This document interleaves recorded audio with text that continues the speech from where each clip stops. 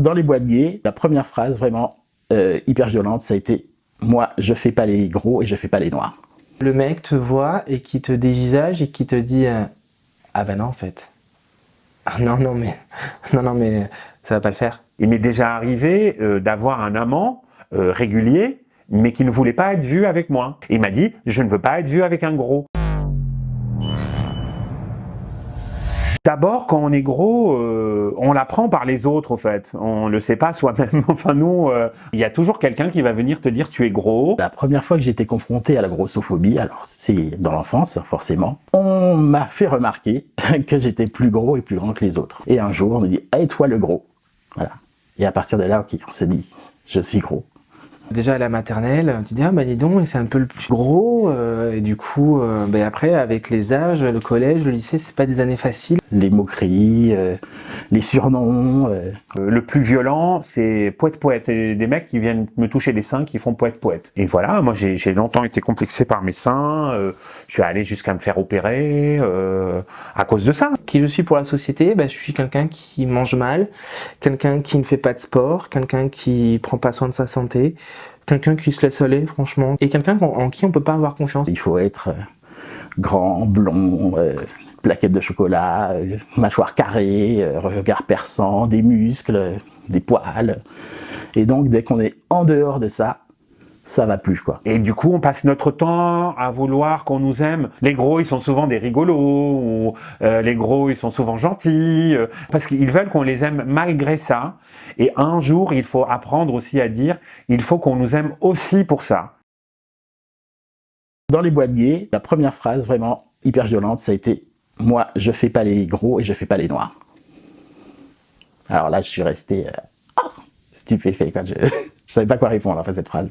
Je pense que chez les gays, il y a une recherche du corps parfait, et pour beaucoup, le corps parfait, c'est le corps musclé, hyper dessiné. Ça peut faire peur, parce que forcément, tu t'es pas super musclé, t'as pas des abdos, t'as pas des fesses bien rebondies. Moi, ça m'est arrivé, je suis arrivé devant le Queen, on m'a dit « Ce soir, c'est une soirée homosexuelle ». Comme si, moi, parce que je suis gros, d'un coup, je ne suis pas vu comme une personne homosexuelle. Tu rentres en soirée et tu vois que tu es le seul en chair, et tu sens que des regards sont très pesants sur toi.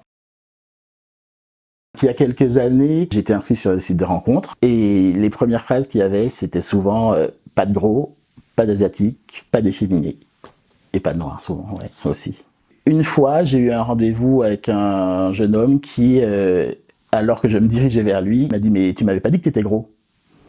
Et donc je lui ai juste dit « Ben ouais, moi tu m'avais pas dit que t'étais con, quoi. » Et puis voilà, ça s'est arrêté là, c'était le rencard le plus court de l'histoire.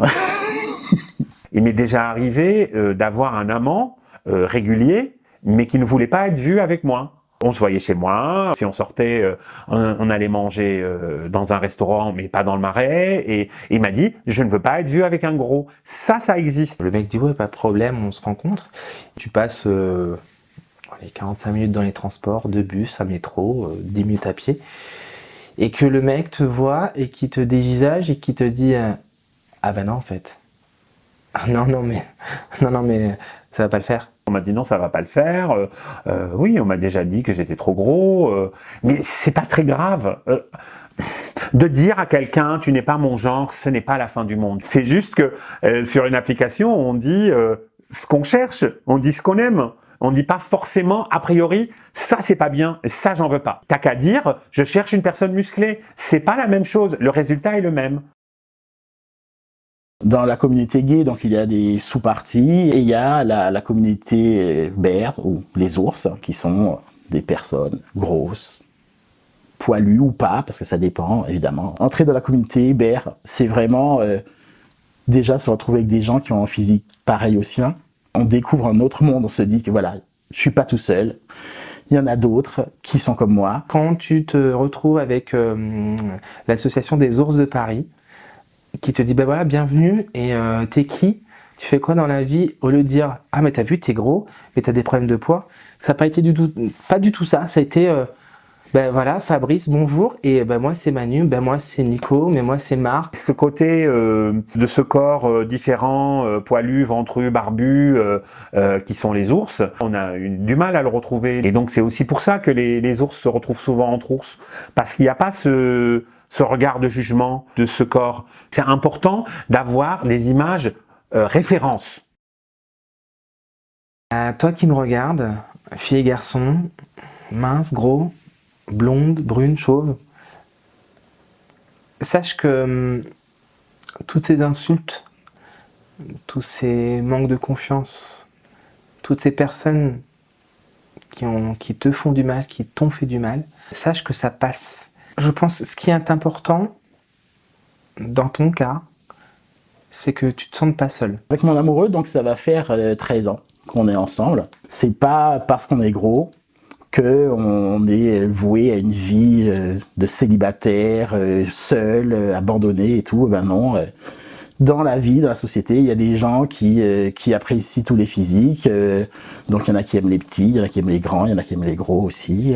C'est juste dire que c'est pas très grave. Se rendre compte que qu'on plaît aussi et connaît le fantasme de certaines personnes, mais aussi en fréquentant aussi les bonnes personnes, de vouloir plaire à des gens qui sont intelligents, quoi. Il faut juste commencer par s'aimer, quoi. Aux autres. C'est facile de mettre des mots sur un physique, sur une attitude. N'oubliez pas que vous êtes aussi des personnes.